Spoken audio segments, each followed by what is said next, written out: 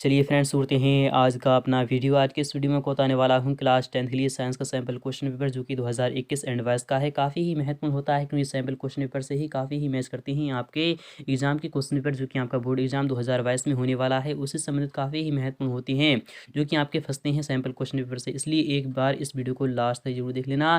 तो फ्रेंड्स, मैं आपको आज के इस वीडियो में बताने वाला हूँ प्रतिदर्श प्रश्न पत्र, यानी कि आपका मॉडल प्रश्न पत्र होगा। क्लास 10th का होगा, साइंस का होगा। तो मैं आपको 10th क्लास का बताने वाला हूँ, 2021 एंड 22 का बताने वाला हूँ। इसमें कि आपका पूर्ण यानी कि मैक्सिमम मार्क जो आपके रहने वाले हैं वह 70 नंबर का रहने वाला है, क्योंकि यूपी बोर्ड जो एग्जाम होता है वह 70 नंबर का ही होता है। इसमें कि आपको टाइम टाइम दिया जाता है 3 घंटे 15 मिनट का, जिसमें कि निर्देश में आपको दिया जा रहा है प्रारंभ की, यानी कि जो स्टार्टिंग के जो 15 मिनट होते हैं वह परीक्षार्थियों को प्रश्न पत्र पढ़ने के लिए निर्धारित की जाती हैं। इसमें कि आपको 3 घंटे के अंदर अंदर क्वेश्चन पेपर को सॉल्यूशन करना होता है और 15 मिनट आपको अतिरिक्त मिलते हैं क्वेश्चन पेपर को पढ़ने के लिए। तो सामान्य निर्देश यानी कि जनरल इंस्ट्रक्शंस आपके सामने हैं, उसे पढ़ लीजिए। काफ़ी ही महत्वपूर्ण होते हैं। जब आप इसे पढ़ते हो तभी आपको समझ में आता है कि कौन सा क्वेश्चन क्या कहना चाहता है। तो पहला वाला निर्देश है, यह प्रश्न पत्र 3 खंडों में विभाजित किया गया है। का और खा एवं गा में विभाजित किया गया है। इसमें कि सेकंड वाला कह रहा है, प्रत्येक खंड का पहला प्रश्न आपका बहुविकल्पीय रहने वाला है। इसमें कि आपको 4 उत्तर विकल्प दिए गए हैं, जिसमें कि सही विकल्प आपको चुनकर अपनी उत्तर पुस्तिका में लिखना होगा। थर्ड वाला कह रहा है, प्रत्येक खंड के लिए सभी प्रश्न एक साथ करना आवश्यक है। यदि आपने खंड का को स्टार्टिंग कर दिया है तो जब तक कि आपका खंड का समाप्त ना हो जाए तब तक आपको खंड खा को स्टार्ट नहीं करना है, ना ही आपको खंड का को स्टार्ट करना है। तो आप यहाँ पर कोई सा भी अगर आप यहाँ पर खंड चूज़ कर लेते हो, यदि आप खंड का चूज़ कर लेते हो तो आपको खंड का को पहले समाप्त करना है। यदि आप खंड खा को चूज़ कर लेते हो तो आपको खंड खा को भी पहले आपको यहाँ क्या करना है, समाप्त कर देना है। तो यहाँ पर कह रहा है, यानी कि चौथा वाला क्या कह रहा है, सभी प्रश्न अनिवार्य हैं कि ऑल क्वेश्चन आर कंपल्सरी। आपको जितने भी क्वेश्चन दिए जाएंगे आपको सभी को सॉल्यूशन करना होगा। पांचवा कह रहा है, प्रश्न यानी कि प्रश्नों के निर्धारित अंक उनके सम्मुख अंक यानी कि दिए गए हैं, यानी क्वेश्चन कितने अंक का होगा आपके सामने राइट हैंड साइड में इस प्रकार से यहाँ पर लिख दिया जाएगा। और आवश्यकता अनुसार, यानी कि जहाँ पर आपकी आवश्यकता हो, यानी कि जहाँ पर आपसे कहा जाए, अपने उत्तरों की पुष्टि स्वच्छ एवं नामांकित आपको चित्रों द्वारा रासायनिक समीकरण द्वारा आपको करना होगी। तो शुरू करते हैं आज का अपना वीडियो। अगर ये आप क्लास 10th के हो और आप दे रहे हो 2022 का बोर्ड एग्जाम, तो फ्रेंड्स एक बार इस वीडियो को यहाँ से लेकर लास्ट तक जरूर देख लेना। तो आपका खंड का यहाँ शुरू हो रहा है। तो पहला वाला क्वेश्चन आपके सामने आ चुका है, यह आपका बहुविकल्पीय रहने वाला है। तो पहले वाले क्वेश्चन का आपका वाला क्वेश्चन आपके सामने कुछ इस प्रकार से रखा गया है, किसी वस्तु से बड़ा आभासी प्रतिबिंब बन सकता है। तो यहाँ पर कह रहा है आभासी प्रतिबिंब, यहाँ पर क्या कह रहा है, आपका आभासी प्रतिबिंब है। और यहाँ पर वस्तु से बड़ा है, वह आभासी प्रतिबिंब किससे बन सकता है, क्या उत्तल दर्पण से बन सकता है। तो हम जानते हैं उत्तल दर्पण से सदैव वस्तु का जो प्रतिबिंब होता है वह वस्तु से सदैव छोटा बनता है, जबकि अवतल दर्पण जो होता है उससे आभासी प्रतिबिंब बनता है। बट हाँ, यानी कि प्रतिबिंब बनता है और आपका बड़ा भी बनता है, यानी कि ऑप्शन नंबर आपका क्या हो जाएगा, आपका सेकंड वाला ही ऑप्शन यहाँ पर राइट हो चुका है। नेक्स्ट ईयर बात नहीं, यहाँ पर चौथा वाला ऑप्शन जो है, यहाँ पर क्या है, अवतल लेंस द्वारा, जबकि अवतल लेंस से क्या होता है, यानी कि वस्तु का जो प्रतिबिंब होता है वह सूक्ष्मतम बनता है और उत्तल यानी कि उत्तल लेंस से बड़ा बनता है। इस टाइप से आप यहाँ पर इस तरीके से देख लीजिएगा। समतल दर्पण तो हो ही नहीं सकता क्योंकि उतना ही बड़ा बनता है समतल दर्पण से, इसलिए आपका विकल्प यहाँ पर सेकंड वाला ही राइट हो जाएगा। नेक्स्ट ईयर बात नहीं, प्रतिरोधकता ऐसा यानी प्रतिरोधकता का ऐसा ही मात्रक क्या होता है। तो हम जानते हैं प्रतिरोधकता क्या होता है, उसका ऐसा ही मात्रक क्या होता है, तो आपको यहाँ पर यानी कि पता होना चाहिए। तो क्या आपका पहला वाला ऑप्शन कि ओम मीटर स्क्वायर होता है, या फिर आपका कूलॉम होता है, या फिर वोल्ट मीटर होता है, या फिर ओम होता है। तो हम जानते हैं यानी कूलॉम किसका मात्रक होता है, तो कूलॉम जो होता है वह आपका आवेश का होता है, और आपका जो ओम होता है वह किसका होता है, यह आपका प्रतिरोध का होता है। और यहाँ पर प्रतिरोधकता कह रहा है, तो प्रतिरोधक का जो ऐसा ही मात्रक होता है वह होता है आपका वोल्ट मीटर, यानी कि थर्ड वाला ऑप्शन यहाँ पर राइट हो जाएगा। यहाँ पर क्वेश्चन नंबर गा की बात नहीं, यहाँ पर काफ़ी महत्वपूर्ण रखा गया है। यहाँ पर क्वेश्चन नंबर गा काफ़ी बार एग्जाम में आ चुका है कि विद्युत धारा उत्पन्न करने की युक्ति को क्या कहते हैं, क्या जनित्र कहते हैं, गैल्वेनोमीटर कहते हैं, फिर एमीटर कहते हैं, फिर मोटर कहते हैं। तो यहाँ पर कह रहा है विद्युत धारा उत्पन्न करने की युक्ति को, यानी कि उस यंत्र को क्या कहते हैं, एमीटर तो नहीं कहते हैं क्योंकि एमीटर से तो हम विद्युत धारा को मापते हैं, जबकि मोटर जो होती है वह क्या होती है, विद्युत धारा को उत्पन्न करती है। क्या होती है, वह आपकी क्या होती है, विद्युत धारा का उत्पन्न करती है। अर्थात ऑप्शन नंबर आपका यहाँ पर चौथा वाला राइट हो जाएगा, क्योंकि काफ़ी ही महत्वपूर्ण है। यहाँ पर इस टाइप से आपको यहाँ पर क्या कन्फ्यूज किया गया है, क्योंकि विद्युत धारा उत्पन्न करने की युक्ति को तो हम मोटर कहते हैं, जबकि विद्युत धारा को मापने वाली युक्ति को हम क्या कहते हैं, एमीटर कहते हैं। आप इसे भी ध्यान में रखिएगा, काफ़ी महत्वपूर्ण क्वेश्चन रखा गया है। यह क्वेश्चन आपका एग्जाम में काफ़ी चांस हैं यह आने के। तो अगर यहाँ पर चौथे वाले क्वेश्चन की बात करें, यहाँ पर कह रहा है अभिनेत्र लेंस की फोकस दूरी में परिवर्तन किया जा सकता है, यानी किया जाता है, किससे किया जाता है, पुतली द्वारा। दृष्टिपटल द्वारा या फिर पक्षमावी द्वारा या फिर परितालिका द्वारा। यहाँ पर क्या है, यानी कि अभिनेत्र लेंस की फोकस दूरी में परिवर्तन किया जाता है। किसके द्वारा किया जाता है? पुतली यानी पक्षमावी द्वारा या फिर आपका दृष्टिपटल द्वारा या फिर परितालिका द्वारा, यानी कि थर्ड वाला ऑप्शन आपका यहाँ पर राइट हो जाएगा। नेक्स्ट की बात नहीं, यहाँ पर सेकंड वाला क्वेश्चन काफी ही महत्वपूर्ण रखा गया है। यहाँ पर किस प्रकार से सेकंड वाला क्वेश्चन कह रहा है आपको समझना होगा। यहाँ पर क्वेश्चन यानी कि सेकंड वाला क्वेश्चन का वाला क्वेश्चन इस प्रकार से रखा गया है कि वाहनों में किस प्रकार के दर्पण को पश्य दृश्य यानी कि पश्य अर्थात पीछे का दृश्य यानी कि पीछे का जो दृश्य होता है दर्पण के रूप में वरीयता दी जाती है, यानी कि कौन से दर्पण का उपयोग किया जाता है और क्यों किया जाता है? तो वह किया जाता है उत्तल दर्पण का उपयोग किया जाता है, क्योंकि हम जानते हैं किसका उपयोग किया जाता है, तो उत्तल दर्पण का उपयोग किया जाता है। मैं यहाँ पर लिख दे रहा हूँ, आपको क्या करना है, उत्तल दर्पण, आपको यहाँ पर सिंपली आपको उत्तल दर्पण का उपयोग किया जाता है। क्यों किया जाता है तो मैं आपको जो बता रहा हूँ वही आपको ध्यान सुनना है और वही आपको एग्जाम में लिखना है। उत्तल दर्पण को इसलिए यानी कि दी जाती है, यानी कि उसकी वरीयता इसलिए दी जाती है क्योंकि उत्तल दर्पण जो होता है वह काफ़ी एरिया को बहुत छोटे में आपको दिखा देता है और यानी कि सीधा वस्तु का जो होता है वह सीधा यानी कि सीधा प्रतिबिंब में दिखाता है। इस टाइप से आप यहाँ पर लिख दीजिएगा। यह क्वेश्चन आपका 2 अंक का रहने वाला है, तो काफ़ी ही महत्वपूर्ण है। इस टाइप से आप यहाँ पर लिख दीजिएगा। यहाँ पर नेक्स्ट वाले क्वेश्चन की बात करें, यहाँ पर नेक्स्ट वाला क्वेश्चन क्या कर रहा है आपको ये भी देखना होगा। यहाँ पर काफ़ी ही महत्वपूर्ण सेकंड वाला क्वेश्चन क्या कर रहा है, किसी अवतल लेंस की जो फोकस दूरी है वह 15 सेंटीमीटर। यहाँ पर अवतल लेंस की फोकस दूरी है, इसलिए आपको एफ यानी कि एफ का जो मान है वह आपको माइनस रखना होगा। क्या रखना होगा? माइनस का रखना होगा। तो माइनस का 15 सेंटीमीटर इस प्रकार से है। और वस्तु को लेंस से कितनी दूरी पर रखें, आपको क्या करना है, वस्तु से यानी कि वस्तु को लेंस से कितनी दूरी पर रखें कि इसके द्वारा यानी इसके द्वारा वस्तु का जो लेंस है वह 10 सेंटीमीटर दूरी पर प्रतिबिंब बने। आपको क्या करना है, प्रतिबिंब की जो दूरी दी जा रही है वह कितनी दूरी दी जा रही है, वह दी जा रही है आपकी कितनी, 10 सेंटीमीटर दी जा रही है। अर्थात जो प्रतिबिंब की दूरी होती है वह क्या होती है, तो v इक्वल टू आपकी कितनी दी जा रही है यहाँ पर, तो माइनस आप क्या करना है, माइनस का 10 सेंटीमीटर रखना है, माइनस का 10 सेंटीमीटर रखना है। जबकि आपको क्या निकालना है यहाँ पर, u आपको यहाँ पर फाइंड आउट करना है। क्या करना है, u आपको निकालना है। तो हम जानते हैं यहाँ पर लेंस है, तो लेंस सूत्र क्या होता है, तो आपको लेंस सूत्र का यहाँ पर उपयोग करना है। तो लेंस सूत्र जो होता है वह क्या होता है, तो 1/b होता है, 1/b होता है, प्लस होता है, फिर आपको माइनस होता है। तो आपका जो होता है वह होता है आपका यहाँ पर प्लस होता है 1/b और plus 1/u is equal to आपका होता है 1/f होता है। तो 1/f होता है, आप यहाँ पर यानी कि वैल्यूज पुट कर दीजिएगा। तो मैं आपको यहाँ पर वैल्यूज पुट करके दिखा रहा हूँ। आपका 1/b है, जो 1/b है तो आपको 1/b के स्थान पर आपको करना है, तो आप यहाँ पर माइनस का 1/10 यहाँ पर इस प्रकार से लिख सकते हैं। और यहाँ पर प्लस का 1/u है, तो 1/u आपको यहाँ क्या करना है, फाइंड आउट कर देना है। तो 1/u इस टाइप से आप यहाँ पर लिख दीजिए। इज इक्वल टू में आपका क्या चल रहा है, आप यहाँ पर देखते हैं 1/f चल रहा है। तो हम इस प्रकार से यहाँ पर लिख दिए हैं, यानी कि 1/b है तो माइनस का 1/10 आ चुका है। यहाँ पर आपका प्लस में आपका क्या है, 1/u है, 1/u है, इज इक्वल टू में आपका क्या चल रहा है, 1/, यानी कि माइनस का 1/15 चल रहा है। तो आपका 1/u आपको यहाँ पर ये रोक लेना है। और यानी कि माइनस का 1/, यानी कि 1/15 है, और प्लस में आपको यहाँ पर यानी माइनस का है, तो आप यहाँ पर इधर जब आएगा तो यह आपका प्लस का हो जाएगा, तो 1/10 हो जाएगा। तो आपका 15 और 10 का जो हम एलसीएम निकालते हैं तो आपका कितना निकल कर आता है, तो हम जानते हैं इसका जो एलसीएम निकल कर आएगा वह 30 आ जाएगा निकल कर। तो 15 दूनी यानी 30 होता है, तो आपका माइनस का 2 हो जाएगा, प्लस का आपका यहाँ पर 3 हो जाएगा। तो यानी 1/u इज इक्वल टू आपका हो जाएगा 1/30, यानी कि क्या हो जाएगा, तो 1/30 हो जाएगा।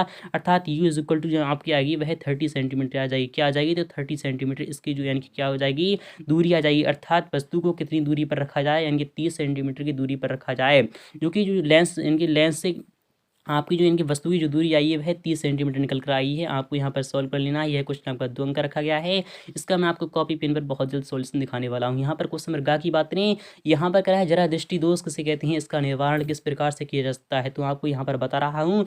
जरा दृष्टि दोष क्या होता है, तो यानी कि ऐसा दृष्टि दोष जिसमें कि यानी कि ऐसा मनुष्य की आँख में ऐसा दृष्टि दोष जिसमें कि आपको यानी कि क्या होता है, ये निकट दृष्टि दोष तथा यानी कि दूर दृष्टि दोष दोनों ही दृष्टि दोष हों, तो यानी कि उससे क्या कहते हैं, हम जरा दृष्टि दोष कहते हैं। इसका निवारण जो होता है वह यानी कि द्विफोकसी, वो यानी कि द्विफोकसी इनके लेंस से किया जाता है। क्या किससे किया जाता है, द्विफोकसी उत्तल और अवतल लेंस जो होता है उससे किया जाता है, जिसमें कि उत्तल और अवतल दोनों ही लेंस होते हैं कि इसलिए उसके क्या कहते हैं, द्विफोकसी कहते हैं। तो आपको इस तरीके से आप यहाँ पर लिख दीजिएगा। यह क्वेश्चन आपका 2 अंक का रहने वाला है। और यहाँ पर थर्ड वाले की बात करें, थर्ड वाला का वाला क्वेश्चन काफी ही महत्वपूर्ण रखा गया है। कुछ इस प्रकार से यहाँ पर दिया गया है कि प्रकाश के परावर्तन के नियम आपको लिखना है। तो प्रकाश के परावर्तन कितने नियम है, तो वह आपके 2 हैं। कौन कौन से हैं, कि प्रकाश का जो अपवर्तन कोण होता है वह सदा परावर्तन कोण के इक्वल होता है। क्या होता है? देखिए angle I is equal to होता है वह होता है एंगल आर के इक्वल होता है। तो आपको यहाँ पर इस प्रकार से लिख देना है। और यानी कि जो प्रकाश की इनके आपतित किरण, परावर्तित किरण तथा अविलंब बिंदु तीनों ही एक ही तल पर स्थित होते हैं। तो आपको इस प्रकार से दोनों ही नियम लिख देना है। और यहाँ पर क्या है 20 सेंटीमीटर वक्रता त्रिज्या वाले अवतल दर्पण के सामने यहाँ पर क्या करें वक्रता त्रिज्या किसकी है? तो अवतल दर्पण की है। यानी कि अवतल दर्पण की है, अर्थात आपको आर इज इक्वल टू जो दी जा रही है वह माइनस का आपका 20 सेंटीमीटर दी जा रही है। कितनी सेंटीमीटर है? माइनस का 20 सेंटीमीटर है। आपको यहाँ पर माइनस का सिंपली यहाँ पर इस प्रकार से लिख देना है। और अवतल दर्पण के सामने 5 सेंटीमीटर की दूरी पर, कितनी दूरी पर है? 5 सेंटीमीटर की दूरी पर, अर्थात यू इज इक्वल टू आपको यहाँ पर कितनी आ रही है? माइनस का 5 सेंटीमीटर आ रही है। कितनी आ रही है? माइनस का 5 सेंटीमीटर आपको लिख देना है। 15 सेंटीमीटर दूरी पर कोई वस्तु रखने पर, यानी कि 15 सेंटीमीटर दूरी पर कोई वस्तु रखने पर प्रत्येक स्थिति में प्रतिबिंब कहाँ और कैसे बनेगा? आपको सिंपलीफाई आपको पूरा का पूरा सॉल्यूशन नेक्स्ट पार्ट में दिखा दूंगा, क्योंकि काफ़ी यहाँ पर कम स्थान बचा है, इसलिए मैं आपको नेक्स्ट पार्ट में उसका सॉल्यूशन दिखाने वाला हूँ। अगर आपने चैनल को सब्सक्राइब नहीं किया है तो चैनल को जरूर सब्सक्राइब कर लीजिएगा, साथ में आने वाली बेल आइकन जरूर प्रेस कर दीजिएगा। यहाँ पर अथवा वाले क्वेश्चन की बात नहीं, यहाँ पर कह रहा है कि लेंस क्या होता है? प्रकाश गुणों के आधार पर आपको यह कितने प्रकार के होते हैं? उत्तर लेंस के, उत्तर लेंस की आपको प्रथम फोकस तथा लेंस के बीच तथा स्थित बीच पर स्थित वस्तु के प्रतिबिंब का बनना किरण आरेख द्वारा आपको यानी खींचकर आपको दर्शाना है। यह क्वेश्चन आपका 4 अंक का रखा गया है। तो काफ़ी महत्वपूर्ण इसके काफ़ी चांस हैं, क्योंकि यह क्वेश्चन आपका लगातार आ रहा है क्वेश्चन पेपर एग्जाम में। यहाँ पर खवाले की बात करें, यहाँ पर कह रहा है किसी चालक का प्रतिरोध किन कारकों पर निर्भर करता है? कि दिए गए पदार्थ की किसी एल लंबाई तथा ए मोटाई के तार का प्रतिरोध 4 ओम है। इस पदार्थ के किसी अन्य तार का प्रतिरोध क्या होगा जिसकी लंबाई 1/2 का एन तथा मोटाई 2a हो जाए? तो आपको इसका भी सॉल्यूशन मैं आपको नेक्स्ट पार्ट में बहुत जल्द दिखाने वाला हूँ। अथवा वाले की बात नहीं, विद्युत विभवांतर की परिभाषा तथा मात्रक आपको लिखना है। 10 ओम, 20 ओम तथा 30 ओम की प्रतिरोध यदि समांतर क्रम श्रेणी क्रम में जोड़ दिए जाए तो समतुल्य प्रतिरोध की आपको गणना करना है। यह क्वेश्चन भी आपका 4 अंक का रखा गया है। नेक्स्ट की बात करें, यहाँ पर क्या है क्वेश्चन 4 भी काफी महत्वपूर्ण है। यहाँ पे क्या है विद्युत मोटर का आपको नामांकित आपको आरेख खींचकर आपको सिद्धांत कार्यविधि द्वारा स्पष्ट करना है। यह क्वेश्चन आपका 7 अंक का रखा गया है। और यहाँ पर अथवा की बात करें, यानी परिनालिका किसे कहते हैं और परिनालिका चुंबक की भांति कैसे व्यवहार करती है? आपको पूरा का पूरा सॉल्यूशन नेक्स्ट पार्ट में दिखाने वाला हूँ। यहाँ पर खंड खा की बात करें, यहाँ पर खंड खा भी काफ़ी महत्वपूर्ण होता है, क्योंकि यह आपका केमिस्ट्री का सेक्शन रखा गया है। जबकि यह क्वेश्चन आपका 20 अंक का रहने वाला है। इनकी यह जो खंड है आपका 20 अंक का रहने वाला है। और आपका जो बायो का होगा वह भी आपका 25 अंक का होगा। और आपका जो फिजिक्स का हो चुका है वह भी आपका 25 अंक का था। यहाँ पर पहला वाला क्वेश्चन आ चुका है। यहाँ पर क्या कर रहा है आपको देखना होगा। पहले वाले यानी 5वें क्वेश्चन का वाला क्वेश्चन है, जिंक जब यानी कॉपर सल्फेट से क्रिया करता है तो वह जिंक सल्फेट बनाता है और साथ ही साथ वह कॉपर को क्या कर देता है? विस्थापित कर देता है। तो रासायनिक अभिक्रिया किस प्रकार की अभिक्रिया? जैसा कि मैंने अभी आपको बोला है, यानी क्या करता है जिंक जो धातु है वह कॉपर से अत्यधिक यानी क्रियाशील धातु है, इसलिए वह कॉपर को उसके योग्य से उसे विस्थापित कर देती है। इसलिए यहाँ पर कौन सी अभिक्रिया है? यहाँ पर कौन सी अभिक्रिया है? तो यहाँ पर विस्थापन अभिक्रिया है। अर्थात सेकंड वाला ऑप्शन यहाँ पर राइट हो जाएगा। ना ही संयोजन है, ना ही द्विविस्थापन है, ना ही वियोजन है, जबकि विस्थापन अभिक्रिया है, यानी सेकंड वाला ऑप्शन आपका यहाँ पर राइट हो जाएगा। नेक्स्ट की बात नहीं, यहाँ पर खा वाला क्वेश्चन भी काफ़ी महत्वपूर्ण रखा गया है। यहाँ पर किस प्रकार से कह रहा है कि जल की कठोरता को हटाने के लिए इनमें से किसका उपयोग किया जाता है? बेकिंग सोडा, धावन सोडा, विरंज चूर्ण या फिर प्लास्टर ऑफ पेरिस का किया जाता है? बेकिंग सोडा का किया जाता है। किसका किया जाता है? तो बेकिंग सोडा, इनके पहला वाला ही ऑप्शन आपका यहाँ पर राइट हो जाएगा। नेक्स्ट की बात है, इनमें से किस यौगिक में इनके OH यानी कि OH एक क्रियात्मक समूह है? ब्यूटेनॉन में है या फिर ब्यूटेनॉल में है या फिर ब्यूटेनॉइक अम्ल में है या फिर ब्यूटेनॉल में है? तो यहाँ पर OH किसे यानी कौन सा क्रियात्मक समूह है? तो आपको क्या करना है, तो ब्यूटेनॉन तो नहीं है, ना ही ब्यूटेनॉल। आप यहाँ पर ध्यान से देखिएगा क्या ब्यूटेनॉल है, तो यहाँ पर सेकंड वाला ऑप्शन आपको यहाँ पर राइट हो जाएगा। नेक्स्ट की बात नहीं, यहाँ पर क्वेश्चन नंबर 6 का वाला क्वेश्चन काफी महत्वपूर्ण है। यहाँ पर खैर रेडॉक्स अभिक्रिया से आपका क्या अभिप्राय है? अर्थात आपको समझाना है रेडॉक्स अभिक्रिया क्या होती है। तो ऐसी अभिक्रिया जिसमें कि यानी कि अपचयन तथा उपचयन दोनों होती हों तो उसे हम रेडॉक्स अभिक्रिया कहते हैं।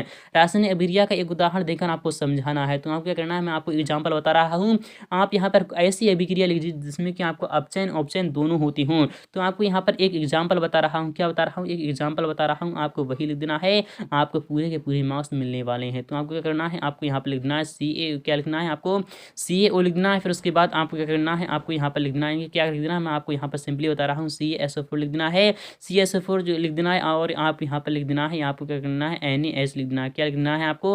NaCN क्या लिख देना है आपको, यानी कि NaOH लिख देना है। NaOH लिख देना है। फिर उसके बाद यह आपको क्या बना रहा है, तो आपको यहाँ पे CaOH का होल ट्वाइज बना देगा, CaOH का होल ट्वाइज बना देगा, साथ ही साथ जो बना देगा यहाँ पर आपका Na2SO4 बना देगा। इस टाइप से आप यहाँ पर सिंप्लीफाई कर दीजिएगा। पूरा का पूरा सॉल्यूशन आपके सामने इस प्रकार से रखा गया है। यहाँ पर खा वाले क्वेश्चन की तो फ्रेंड्स आ चुका है यहाँ सामने है क्वेश्चन नंबर काफ़ी महत्वपूर्ण। यहाँ पर कह रहा है बेकिंग सोडा बनाने की आपको विधि बताना है और उपयोग भी आपको लिखना है। क्वेश्चन भी आपका 2 अंक का रखा गया है। यहाँ पर अगर क्वेश्चन नंबर का की बात करें, आधुनिक आवर्त नियम आपको बताना है। आवर्त सारणी की किसी आवर्त में बाएं से दाएं जाने पर परमाणु त्रिज्या में आपको क्या परिवर्तन होता है, यानी बढ़ती है, आपको वो बताना ही है। क्वेश्चन भी आपका 2 अंक का रखा गया है। यहाँ पर बात करें 7वें क्वेश्चन का वाला क्वेश्चन निम्नलिखित का आपको क्या बताना है। IUPAC में आपको नाम लिखना है, यानी कि IUPAC का आपको नामकरण करना है। पूरा का पूरा आपको IUPAC नाम बताना है। तो यहाँ पर कितने कार्बन है हम देख लेते हैं। कार्बन की श्रृंखला दी गई है, वह किस प्रकार से दी गई है, यानी कि एक कार्बन दो, यानी कि 1 2 3 4 5 है। तो 5 यहाँ पर 5 कार्बन है। इस टाइप से आप यहाँ पर देख लीजिएगा। और यहाँ पर कौन सा, यानी कि कौन सा क्रियात्मक समूह है, आप यहाँ पर इस टाइप से इसे भी देख लीजिएगा। और यहाँ पर यानी क्या बना रहा है, आपको वो पूरा का पूरा आप क्या करना है, IUPAC नाम आपको लिखना है। यहाँ पर यानी सेकंड वाला क्वेश्चन भी है। यहाँ पर संक्षारण किसे कहते हैं, तो संक्षारण क्या होता है, मैं आपको डेफिनेशन बता रहा हूँ। इनकी जो लोहा होता है, जब वह क्या होता है, जब वह इनकी क्या होता है, जब वह वायु के संपर्क में आता है तथा काफ़ी दिनों तक वह इनकी जल की भी जब उस पर इनकी ओस गिरती है, फिर बूंदें गिरती हैं, तो उसके उसके जो इनके उस पर जो काई अर्थात उस पर जो जंग लग जाती है, उसे हम संक्षारण कहते हैं। धातुओं के संक्षारण रोकने की आपको 2 विधियां बताना है, अर्थात उस पर रंग यानी कलर करके आप इस टाइप से लिख दीजिएगा। नेक्स्ट ईयर बात नहीं, क्वेश्चन 8 क्या कह रहा है आपको देखना होगा। निम्नलिखित पर आपको टिप्पणी लिखना है। कार्बनिक यौगिकों में आपको प्रतिस्थापन आपको क्या करना है, अभिक्रिया लिखनी है। साबुन की सफाई की प्रक्रिया लिखना है। संजातीय श्रेणी की आपको लिखना है। अथवा की बात करें, यहाँ पर क्या है, आपको रासायनिक समीकरण आपको लिखना होगा। एथेनॉल सोडियम के साथ अभिक्रिया करता है। एथिल अल्कोहल को 443 केल्विन पर ताप पर शामिल सल्फ्यूरिक अम्ल के साथ गर्म किया जाता है। मेथनॉल को अन्य वायु में जलाया जाता है। एथेनॉइक अम्ल एथेनॉल के साथ अभिक्रिया करता है। आपको वो सभी बताना है। इस टाइप से आप यहाँ पर देख लीजिएगा। क्वेश्चन नंबर गा की बात करें, यहाँ पर खंडगा की, तो यह भी आपका खंड जो है वह आपका 25 मार्क्स का रखा गया है। यहाँ पर 9 का वाला क्वेश्चन है, इनमें से आपका कौन सा मानव में माता जनन तंत्र का भाग नहीं है। अंडाशय नहीं, गर्भाशय, शुक्रवाहिका नहीं है, फिर डिम्बवाहिनी नहीं है, तो आपका शुक्रवाहिका नहीं है, जबकि तीनों ही भाग मादा के हैं। नेक्स्ट की बात करें यहाँ पर वाले क्वेश्चन की, जीवाश्म ऊर्जा का स्रोत कौन सा है, पवन ऊर्जा है, सौर ऊर्जा है, कोयला है, फिर जल विद्युत है। तो हम जानते हैं जीवाश्म ऊर्जा का जो स्रोत है वह कौन सा है, तो कोयला है। कौन सा है, कोयला है, ना ही पवन ऊर्जा है और ना ही सौर ऊर्जा है, ना ही जल विद्युत है, जबकि कोयला एक जीवाश्म ऊर्जा का एक स्रोत है। नेक्स्ट की बात करें, क्वेश्चन काफी महत्वपूर्ण यहाँ पर क्या है, पवन शक्तियों का उपयोग किन कार्यों को में आने करने में सहायक होता है। यांत्रिक कार्य, रासायनिक कार्य, दोनों कार्य, या फिर इनमें से कोई नहीं। तो रासायनिक कार्य तो नहीं हो सकता, जबकि यांत्रिक कार्य में इनकी पवन शक्तियों का उपयोग किया जाता है, अर्थात आपका पहला वाला ही ऑप्शन यहाँ पर राइट हो जाएगा। नेक्स्ट की बात नहीं, वे पदार्थ जो जैव प्रतिक्रम द्वारा अपघटित हो जाते हैं कहलाते हैं जैव निम्नीकरण, अजैव निम्नीकरण, या फिर जैव उच्चीकरण, फिर इनमें से कोई नहीं। तो वे पदार्थ जो अजैव प्रतिक्रम द्वारा अपघटित हो जाते हैं, तो जैव निम्नीकरण क्या कहलाते हैं, क्या कहलाते हैं, जैव निम्नीकरण, यानी कि पहला वाला ही ऑप्शन आपको यहाँ पर राइट हो जाएगा। नेक्स्ट की बात करें 10वीं क्वेश्चन का वाला क्वेश्चन काफी महत्वपूर्ण यहाँ पर क्या है, स्वपोषी पोषण के लिए आवश्यक परिस्थितियां यानी परिस्थितियां कौन सी हैं और उसके उप उत्पाद क्या हैं, आपको वो बताना है। तो स्वपोषी पोषण क्या होता है, तो हम जानते हैं ऐसा पोषण जो कि आपको स्वयं से किया जाता है, जैसे कि आपका स्वयं क्या होते हैं, हरे पौधे में हरे पेड़ पौधे होते हैं, वह आपका वह क्या होते हैं, स्वपोषी पोषण का अर्थात वह क्या होते हैं, स्वपोषी होते हैं। वह अपना भोजन स्वयं बनाते हैं, जिसमें कि हरे पेड़ पौधे यानी सूर्य से प्रकाश लेते हैं, तथा इनकी मिट्टी इनकी जो होता है भूमि से क्या लेती हैं, जल लेती हैं, तथा और क्या करते हैं। तो आपको इस टाइप से आप यहाँ पर लिख दीजिएगा, यानी कौन कौन सी परिस्थितियाँ, तो परिस्थितियों में आपको वो लिखना है। यह क्वेश्चन आपका 2 अंक का रखा गया था। पुष्प के बीजांड का आपको स्वच्छ नामांकित आपको चित्र बताना होगा। जैव निम्नीकरण आपको पदार्थ इनके पर्यावरण को आपको किस प्रकार से इनकी प्रभावित करता है, आपको वो बताना है। नेक्स्ट ईयर बात नहीं, क्वेश्चन 11 का वाला क्वेश्चन है, काय परिवर्धन किसे कहते हैं। काय परिवर्धन जो होता है वह पौधों के काट कर जिनकी उस पर कलम लगाई जाती है, काय परिवर्धन इस टाइप से आपको होता है। तो आपको वो सही सहित आपको क्या करना है, आपको वर्णन करना है। यह क्वेश्चन आपका 4 अंक का रखा गया है। मादा जनन तंत्र का आपको स्वच्छ नामांकित आपको चित्र बनाना है। यह क्वेश्चन भी आपका 4 अंक का रखा गया है। लिंग और सूत्र किसे कहते हैं, मानव में लिंग निर्धारण करने की आपको प्रक्रिया समझाना है। अथवा की बातें, जीवाश्म क्या है, वे जैव विकास प्रक्रम के विषय में आपको क्या दर्शाती हैं, आपको बताना है। मानव यानी कि मानव जनन पाचन तंत्र का आपको नामांकित चित्र बनाना कर आमाशय तथा शुद्धांत में होने वाली पाचन क्रिया का आपको वर्णन करना है। और पादपों में परिवहन से आप क्या समझते हैं, पौधों में जल, भोजन तथा अन्य पदार्थों के स्थानांतरण को आपको स्पष्ट करना है। यह क्वेश्चन भी आपका 7 अंक का रखा गया था। आई होप आपको समझ में आ चुका होगा। अगर आप समझ में आ चुका है तो वीडियो को लाइक करना, शेयर करना बिल्कुल भी ना भूलें। अगर आपने चैनल को सब्सक्राइब नहीं किया है तो चैनल को जरूर सब्सक्राइब कर लीजिएगा, साथ में आने वाले बेल आइकन को जरूर प्रेस कर दीजिएगा। तो फ्रेंड्स मिलते हैं नेक्स्ट पार्ट में बहुत जल्द।